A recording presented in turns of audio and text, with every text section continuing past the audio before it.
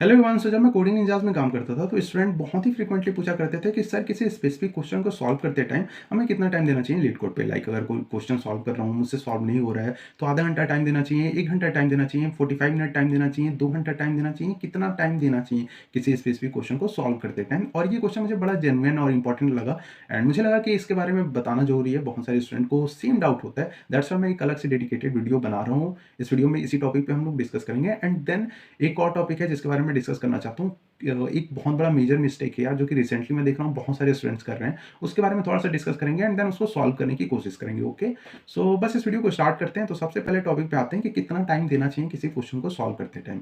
सो यार देखो, सारे प्लेटफॉर्म पे डजंट मैटर कि आप कौन से प्लेटफॉर्म पे क्वेश्चन सॉल्व कर रहे हो, लीड कोड, जीएफजी या फिर कोई भी प्लेटफॉर्म में, वहाँ पे ना क्वेश्चन को सबसे पहले तो एक ब्रॉड वे में कैटेगराइज किया जाता है, ईजी, मीडियम, हार्ड। अब क्या होता है ना यार कि कई बार आप कोई ईजी लाइक टैग लगा हुआ है उस पर ईजी, बट आप कोई क्वेश्चन कर रहे होते हैं ना, सॉल्व नहीं होता है, लाइक बहुत ज़्यादा टाइम लेता है, बार बार wrong answer wrong answer wrong answer आ रहा होता है।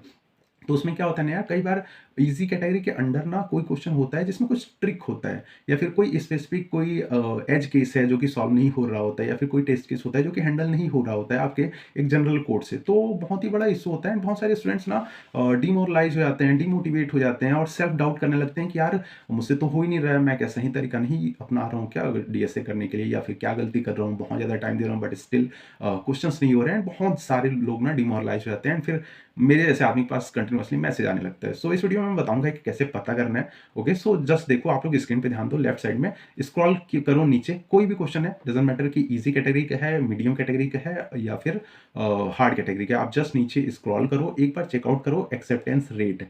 यहाँ पे एक्सेप्टेंस रेट इस क्वेश्चन का, ये क्वेश्चन जस्ट एक रैंडम क्वेश्चन है, मैं जस्ट ऐसे ही पिक कर लिया, कोई पढ़ा वढ़ा नहीं हूँ कि कौन सा क्वेश्चन है, बस मुझे रिप्रेजेंट करके आप लोगों को शो करना था, दैट्स वाई मैं एक रैंडम क्वेश्चन उठा लिया हूँ।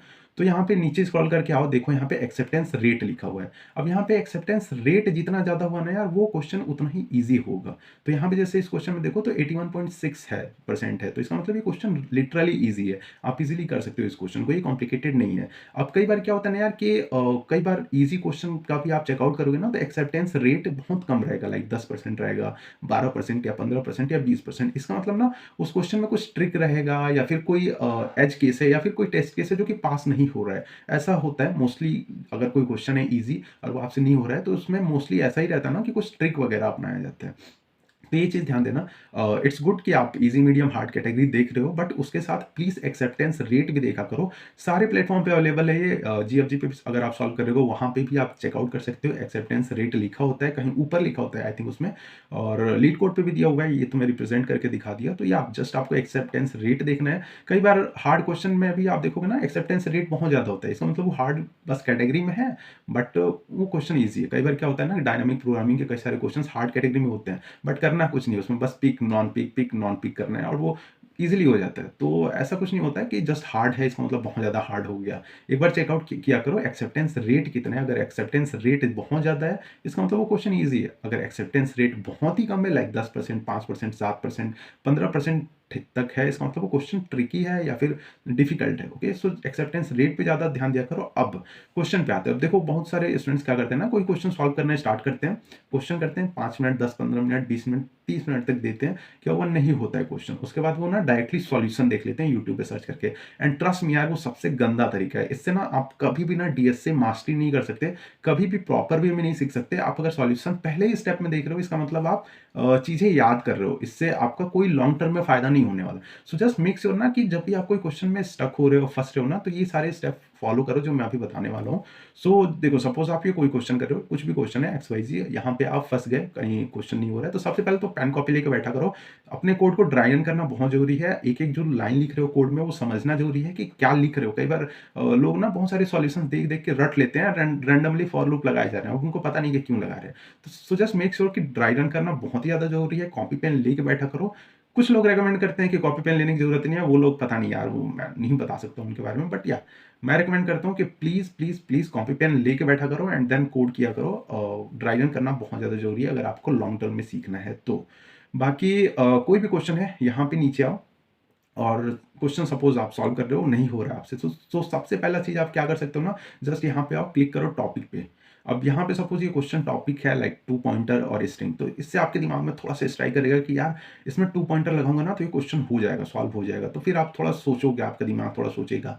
फिर भी नहीं हुआ, सपोज़ फिर भी आप कहीं स्टक हो गए, फिर भी नहीं हो रहा है क्वेश्चन, देन आप आओ और हिंट देखो एक बार, हिंट पढ़ो। हिंट पढ़ने के बाद थोड़ा-सा आपका दिमाग खुलेगा, थोड़ा-सा सोचिएगा कि कैसे करना है, कैसे करना है। फिर आप कॉपी पेन लो, कोड करो एक बार, ड्राई रन करो, देखो कहाँ पे फँस रहा है, कोई एग्ज़ाम्पल लेके ड्राई रन करो अच्छे से। फिर भी नहीं हो रहा है, फिर आप आओ डिस्कस सेक्शन में।